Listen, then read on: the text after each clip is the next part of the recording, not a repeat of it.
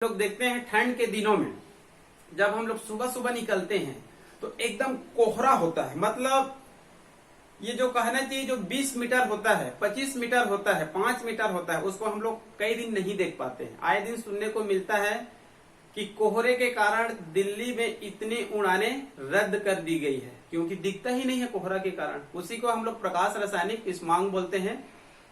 ठीक है जी, प्रकाश रासायनिक या फोटोकेमिकल स्माग, उसका भी रासायनिक संगठन कई बार पूछा जाता है।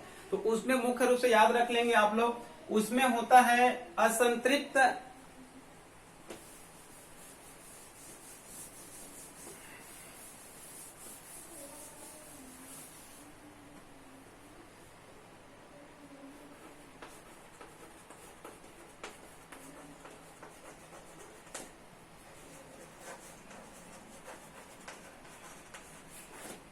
इसमें होता है मुख्य रूप से असंतृप्त हाइड्रोकार्बन, असंतृप्त हाइड्रोकार्बन, शॉर्टकट लिख रहा हूं, इसका यहां पर उल्लेख नहीं है। असंतृप्त हाइड्रोकार्बन, और इसमें होता है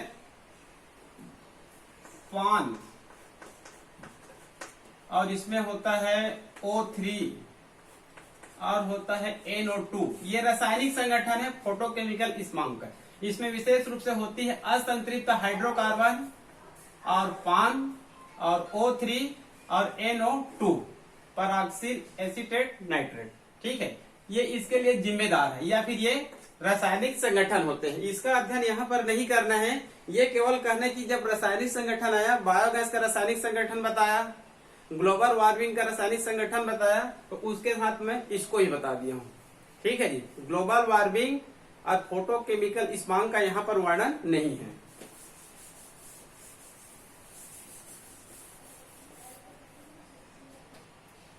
अब हम लोग देखेंगे बायोगैस का महत्व। बायोगैस का महत्व,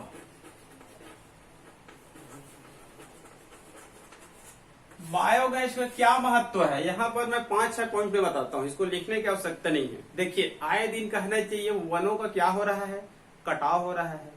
क्योंकि भारत में अधिकांश लोग जो ग्रामीण लोग हैं आज भी कहना चाहिए अपना भोजन किससे बनाते हैं, लकड़ी से बनाते हैं। तो प्रति वर्ष कहना चाहिए वृक्षों को क्या कर दिया जाता है, काट दिया जाता है। ठीक है, तो यदि कहना चाहिए प्रत्येक घर में बायोगैस रहेगा तो वनों का कटाव क्या हो जाएगा, कम हो जाएगा। ठीक है, तो बायोगैस का सबसे पहला महत्व यह है कि वनों का कटाव, जो फॉरेस्ट कहना चाहिए कटाव हो रहा है, 33 से घटते घटते घटते 21-20 तक आ गया है, वो क्या हो जाएगा, रुक जाएगा। क्लियर। दूसरा, यदि कहने चाहिए वनों को कटाव नहीं होगा तो प्रदूषण भी कम होगा। पूरी विश्व कहने चाहिए अभी प्रदूषण से ग्रसित है, जहां पर भी देखो प्रदूषण, जहां पर भी देखो इंडस्ट्री। ठीक है, तो कहने चाहिए अधिकांश मात्रा में बायोगैस को उपयोग करेंगे तो वनों का कटाव रुकेगा। वनों को कटाव रुकेगा तो ऑक्सीजन का लेवल क्या होते जाएगा, बढ़ते जाएगा, और CO2 की मात्रा क्या हो जाएगी, कम हो जाएगी। मतलब यहाँ पर ग्लोबल वार्मिंग पर भी काबू किया जा सकता है। क्लियर। दूसरा महत्वपूर्ण यह होता है कि इनसे कहना चाहिए जो सलरी निकलती है, मतलब खाद निकलती है, उपयोग होने के बाद जो कहना चाहिए जो आउटलेट पाइप होता है, यहां से कहना चाहिए जो सलरी निकलती है, जिसको हम लोग यहाँ पर खाद कहेंगे, ये उत्तम क्वालिटी का खाद होता है। इस खाद में वास्तव में NPK मतलब नाइट्रोजन, फास्फोरस और पोटेशियम, हम लोग जानते हैं कोई भी खाद उत्तम कब कहलाता है, जब उसमें NPK पर्याप्त मात्रा में पाई जाती है। तो उस खाद में NPK पर्याप्त मात्रा में पाई जाती है, मतलब वह उत्तम क्वालिटी का खाद है। मतलब गोबर को हम लोग उत्तम क्वालिटी का तो मानते ही हैं, उससे ये ज्यादा असरकार होता है। ठीक है। तीसरा, ये जो कहना चाहिए जो खाद मिलती है, सैलरी मिलती है, इसको यदि कहना चाहिए हम लोग खेत में नहीं डालते हैं, यदि कोई कहना चाहिए फिशरीज कर रहा है, मत्स्य पालन कर रहा है, तो ये कहना चाहिए फिश का क्या होता है, ये भोजन भी होता है। ठीक है, कोई किसान बायोगैस भी लगाए हैं, और मत्स्य पालन भी कर रहे हैं तो उनके जो मत्स्य है, फिश है, उनको भोजन भी इनसे मिल जाएगा आसानी से। क्लियर। चौथा, ये कहना चाहिए इनकी सहायता से हम लोग कुछ लाइट भी जला सकते हैं। हालांकि जो घरों में जो नॉर्मल बल्ब होता है इनसे नहीं जलती है, बायोगैस के लिए कहना चाहिए अलग ही बल्ब आती है। तो इनसे कहना चाहिए हमको बिजली की बचत भी हम लोग कर सकते हैं। प्रत्येक घर में रहेगा, प्रत्येक घर में मान लो 2 बल्ब लगा देते हैं तो सामान्य जो विद्युत है उनकी खपत क्या हो जाएगा, रुक जाएगा। उनको हम लोग भविष्य के लिए क्या कर सकते हैं, स्टोरेज कर सकते हैं। उसके बाद कहना चाहिए जो मेथेन गैस मिलती है, इसमें क्या मिलती है, इसमें मेथेन गैस मिलती है। यदि इसको हम लोग कहना चाहिए डीजल के साथ में मिला देते हैं, इनको हम लोग डीजल के साथ में मिला देते हैं तो यहाँ पर उत्तम क्वालिटी की क्या बन जाती है, ईंधन बन जाती है। ठीक है, इस बायोगैस को हम लोग डीजल के साथ मिला देते हैं तो क्या बन जाती है, उत्तम क्वालिटी का ईंधन, जिसके कारण डीजल का क्या हो सकता है, हमको बचत भी हो सकता है। ठीक है, क्योंकि ये माना जाता है कि भविष्य में डीजल और पेट्रोल क्या हो सकता है, कोल क्या हो सकता है, समाप्त हो सकता है। तो इन सबको हमको क्या करके रखना है, बचा कर रखना है। क्लियर। छठवां, यदि कहना चाहिए कच्चे माल की कमी हो रही है, यदि कच्चे माल की कमी हो रही है मतलब गोबर की कमी हो रहा है घर में, तो कहना चाहिए जो जलकुंभी और साल्विनिया, जलकुंभी और साल्विनिया ये कहना चाहिए जलीय पादप है। यदि इनको उनके साथ मिला दिया जाता है तो कच्चे माल की कमी को क्या किया जा सकता है, पूर्ति किया जा सकता है। ठीक है, मवेशी की संख्या कम हो रहा है, गोबर की खाद हमको कम मिल रहा है, तो इसको पूर्ति करने के लिए हम लोग जलकुंभी या फिर यूट्रिकुलेरिया या फिर साल्विनिया नामक जलीय पादप का हम लोग उपयोग कर सकते हैं और कच्चे माल की कमी को क्या कर सकते हैं, पूर्ति कर सकते हैं। बायोगैस में एनर्जी का उत्पादन कितना होगा ये किस पर निर्भर करेगा, कच्चे माल पर ही निर्भर करेगा।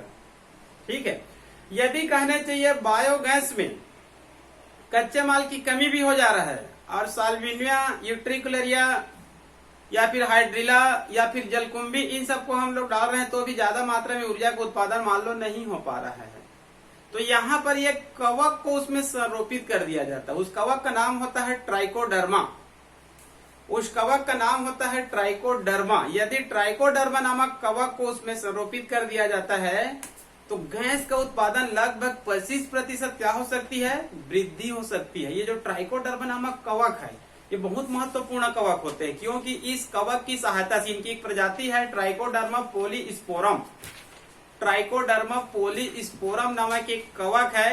इनको बायोगैस में कच्चे माल में मिला देते हैं तो बायोगैस में ऊर्जा की उत्पादन 25% क्या हो जाती है, बढ़ जाती है। दूसरा, इनकी सहायता से एक एंजाइम का भी निर्माण किया जाता है। उस एंजाइम का क्या नाम होता है,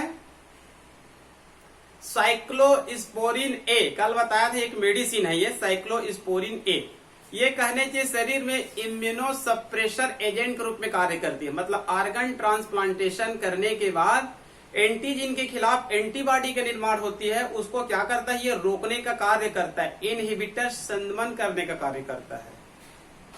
तीसरा, यदि पौधों में कहना चाहिए कवक जनित रोग हो रहा है, यदि पौधों में कवक जनित रोग हो रहा है तो यहाँ पर ट्राइकोडर्मा को ही कहना चाहिए बायो कंट्रोल के रूप में उपयोग किया जाता है।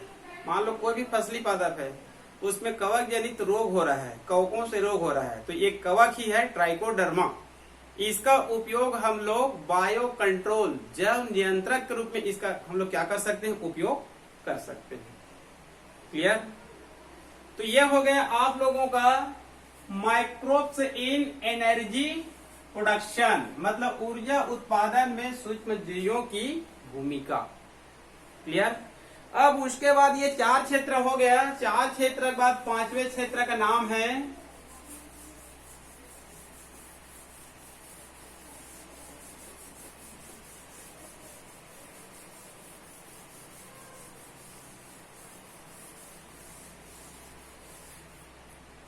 पांचवें क्षेत्र का नाम है यहाँ पर बायो फर्टिलाइजर।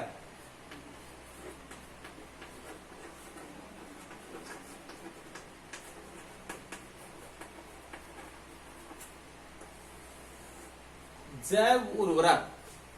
ठीक है, आजकल कहना चाहिए जैव उर्वरक के रूप में हम लोग देखते हैं खेती किसानी में। तो जो किसान होते हैं विशेष रूप से कहना चाहिए आजकल जो उर्वरक होते हैं उनका उपयोग करते हैं, जो फैक्ट्री में बनाए जाते हैं, कारखाने में बनाए जाते हैं, जैसे यूरिया होता है, सुपर फास्फेट होता है, इन सबको उपयोग करते हैं। उनमें भी कहना चाहिए nitrogen, phosphorus, potassium, urea, nitrogen, ये सब उसमें पाए जाते हैं। ठीक है, तो वो बहुत महंगी भी होती है, क्योंकि कहना चाहिए आजकल 700, 800, 1000, कई किसान कहना चाहिए 10,000, 20,000, 50,000 तक का कहना चाहिए उर्वरक खरीदते हैं। वो ऐसा उर्वरक होता है जो कहना चाहिए केवल एक ही साल उपयोग में आता है। इस वर्ष हम लोग डाल दिए तो भूमि की उर्वरक शक्ति इस साल क्या हो गया, बढ़ गया है, तो अगले साल हमको उससे अधिक मात्रा में डालना पड़ेगा। इस साल यदि कहना चाहिए हम लोग 5 बोरे कहना चाहिए इनका उपयोग किए थे, तो अगले साल हमको 6 बोरे, अगले साल 7, मतलब इसको आपको बढ़ाना पड़ेगा। ठीक है, अब ये रासायनिक पदार्थ होते हैं जो भूमि की उर्वरक शक्ति को बाद में कम भी करते हैं। अब ये पौधों में कहना चाहिए चली जाती है बायोमैग्निफिकेशन के रूप में, और वहां से फिर हमारे शरीर में आ जाते हैं। तो इस प्रकार से हम लोग जो भी खाना खाते हैं, जो भी सब्जी लेते हैं, जो भी फल लेते हैं, वो सब प्रदूषण युक्त होते हैं। ठीक है, तो कहना चाहिए वास्तव में हमको रासायनिक पदार्थों को उपयोग कम करना चाहिए। वास्तव में हमको किसको अपनाना चाहिए, बायो फर्टिलाइजर को, मतलब सूक्ष्म जीवों की सहायता से नाइट्रोजन फिक्सेशन का कार्य होना चाहिए। नाइट्रोजन फिक्सेशन क्या होता है पहले आप लोग को मैं बता देता हूं। जैसे कि मान लो कहना चाहिए कोई भी प्लांट, मान लो कहना चाहिए क्या है, ये प्लांट है। हम सबको पता है कि प्रत्येक पौधे को क्या चाहिए, नाइट्रोजन चाहिए। प्रत्येक पौधे को क्या चाहिए, वृद्धि विकास के लिए नाइट्रोजन चाहिए। और हम लोग बोलते हैं वायुमंडल में नाइट्रोजन के प्रतिशत कितना है, 18%। ऑक्सीजन कितनी है, 21%। कार्बन डाइऑक्साइड कितनी है, 0.03%। ठीक है, तो इधर की आवश्यकता यहाँ पर करने की आवश्यकता नहीं है। वायुमंडल में नाइट्रोजन गैस कितनी है, 78%। और हम लोग बोलते हैं पौधे में वृद्धि के लिए क्या चाहिए, नाइट्रोजन गैस चाहिए। तो इतना नाइट्रोजन गैस है तो हमको यूरिया की क्या आवश्यकता है, रासायनिक खाद की क्या आवश्यकता है, बायो फर्टिलाइजर की क्या आवश्यकता है। प्रकृति में तो इतना ऑलरेडी मौजूद है। ठीक है, तो इसमें मुख्य समस्या यह है कि इनको नाइट्रोजन तो चाहिए, लेकिन पौधे नाइट्रोजन को डायरेक्ट नाइट्रोजन के रूप में ग्रहण नहीं कर सकते हैं। प्रकृति में इसी रूप में पाई जाती है, जबकि पौधे को किस रूप में चाहिए, नाइट्रेट रूप में चाहिए। पौधे नाइट्रोजन को किस रूप में ग्रहण करते हैं, नाइट्रेट के रूप में ग्रहण करते हैं। ठीक है, तो प्रकृति में कहना चाहिए सूक्ष्म जीवी पाई जाती है। प्रकृति में क्या पाई जाती है, सूक्ष्म जीवी पाई जाती है। विभिन्न प्रकार के जीवाणु, विभिन्न प्रकार के माइक्रो ऑर्गेनिज्म पाए जाते हैं, जो कहना चाहिए वायुमंडलीय नाइट्रोजन या फिर भूमि में पाए जाने वाले नाइट्रोजन को किसमें चेंज करेगा, नाइट्रेट में चेंज करेगा। तो नाइट्रेट में चेंज करेगा तभी पौधे इसको क्या कर सकता है, ग्रहण कर सकता है, अन्यथा ग्रहण नहीं कर सकता। ठीक है, मतलब इसका सामान्य उदाहरण मैं ये देता हूं। जैसे हम लोग बोलते हैं कि हमारे पास बहुत सारे क्या है, चावल है। क्या है, चावल, मतलब बिना पका पकाया।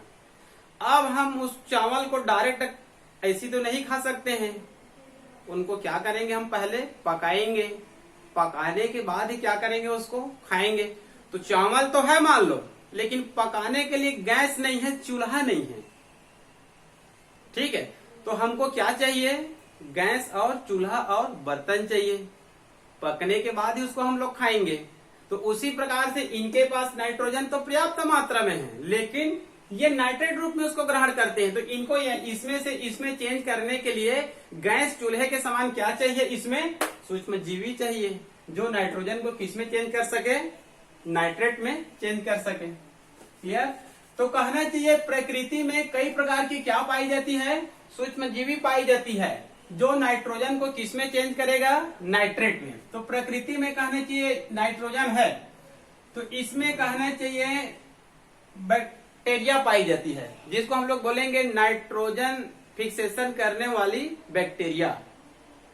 नाइट्रोजन फिक्सेशन करने वाली बैक्टीरिया, प्रत्येक बैक्टीरिया में गुण नहीं पाई जाती है। नाइट्रोजन फिक्सेशन करने के लिए कुछ बैक्टीरिया ही पाए जाते हैं। जो कहना चाहिए जो नाइट्रोजन है इसको सामान्यतः पहले किस में चेंज करेंगे, NH4 में, NH4 में, या फिर कहना चाहिए NH3 में। अमोनियम या अमोनिया में क्या करेंगे, चेंज करेंगे। तो यहां पर क्या पाए जाएंगे, बैक्टीरिया पाए जाएंगे। ये बैक्टीरिया ही इस नाइट्रोजन को किस में चेंज करते हैं, अमोनियम। उसके बाद इसको कहना चाहिए कुछ बैक्टीरिया पाए जाएंगे जो किस में चेंज करेंगे, NO2 में। इसके बाद कुछ और बैक्टीरिया पाए जाएंगे जो किस में चेंज करेंगे, NO3 में। फिर इस NO3 को पौधे क्या करती है, ग्रहण करती है। ठीक है जी। तो नाइट्रोजन को उसके यौगिकों में चेंज करना, नाइट्रोजन को उसके यौगिकों में चेंज करना क्या कहलाता है, नाइट्रोजन फिक्सेशन।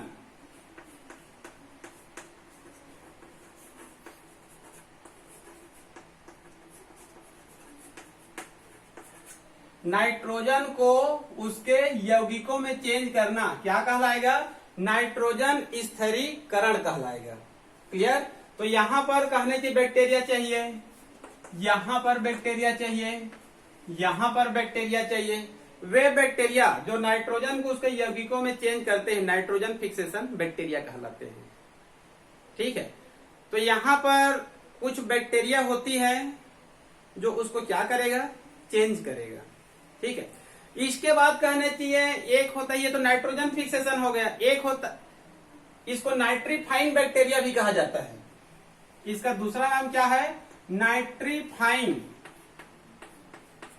Nitrifying bacteria. प्रकृति में कुछ और बैक्टीरिया होते हैं जो इसको कहना चाहिए उल्टे क्रम में इसमें भी चेंज कर सकते हैं। इस प्रकार से मतलब नाइट्रेट को नाइट्राइट, अमोनियम, नाइट्रोजन में भी चेंज कर सकते हैं। ऐसे बैक्टीरिया को डीनाइट्रीफाइंग कहा जाता है।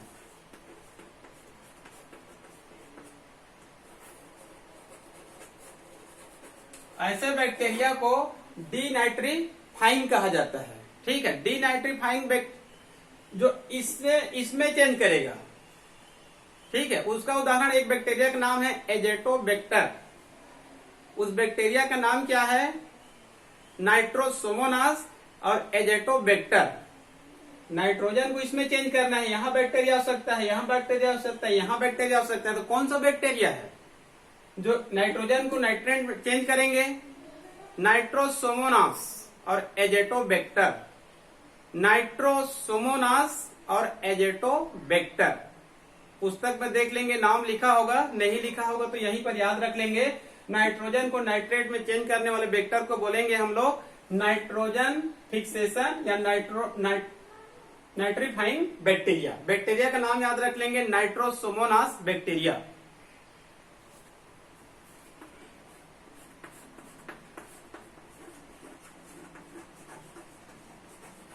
नाइट्रोसोमोनास बैक्टीरिया और एजेटोबैक्टीरियम, ये दोनों कहना चाहिए नाइट्रीफाइंग बैक्टीरिया है। अब एक बता रहा था जो इसको उल्टे क्रम में चेंज कर सकता है, नाइट्रेट को NO2, NH4, N में चेंज कर सकता है। इसको हम लोग क्या बोलते हैं, डीनाइट्रीफाइंग बैक्टीरिया। डीनाइट्रीफाइंग बैक्टीरिया, इसका उदाहरण होता है स्यूडोमोनास।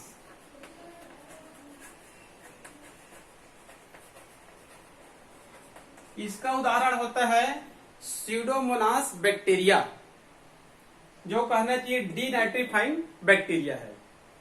स्यूडोमोनास के बारे में कल बताया था मैं ह्यूमन ग्रोथ हार्मोन में। ठीक है।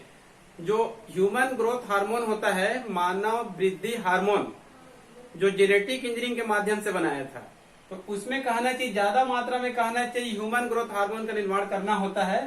तो स्यूडोमोनास बैक्टीरिया का ही क्या किया जाता है, उपयोग किया जाता है। इनकी एक और प्रजाति बताया था मैं, स्यूडोमोनास पुटिडा, जो शराब उद्योग के लिए क्या है, एक नई प्रजाति है और निष्कासित तेल को क्या करता है, ये प्यूरिफिकेशन करता है, शुद्ध करता है ये। क्लियर।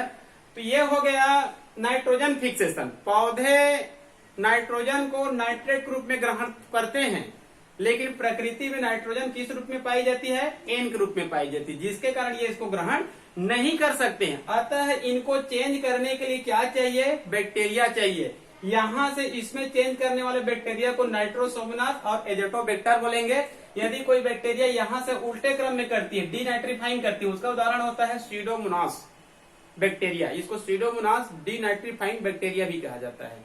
तो यहाँ पर हम लोग ऐसे सूक्ष्म जीवों का अध्ययन करेंगे जो कहना चाहिए नाइट्रोजन फिक्सेशन का कार्य करती है, क्योंकि इस चैप्टर का ही नाम है सूक्ष्म जीवों की भूमिका। तो मतलब यहाँ पर कौन कौन से सूक्ष्म जीवी है जो नाइट्रोजन फिक्सेशन का कार्य करती है, उसी का यहाँ पर अध्ययन करेंगे उदाहरण सहित।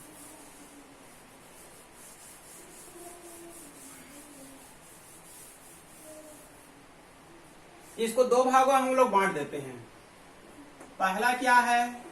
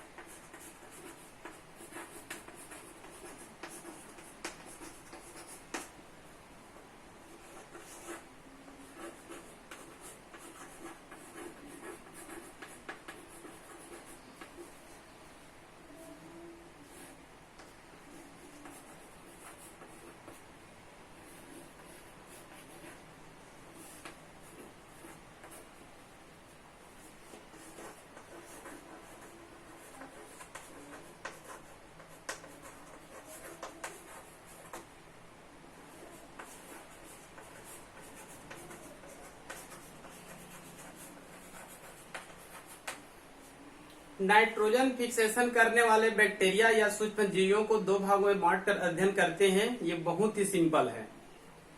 इसको दो भागों में बांट देते हैं। पहला क्या है, सिम्बायोटिक नाइट्रोजन फिक्सेशन, मतलब सहजीवी, और ये है नॉन सिम्बायोटिक नाइट्रोजन फिक्सेशन करने वाले bacteria. Symbiotic, non symbiotic, Hindi में बोलते हैं इसको सहजीवी। सहजीवी का मतलब होता है जब दो जीव साथ साथ रहते हैं, जब दो जीव साथ साथ रहते हैं और दोनों को लाभ होता है, तब इसको क्या बोलते हैं हम लोग, सहजीवी। 11वीं में हम लोग अध्ययन किए थे लाइकेन।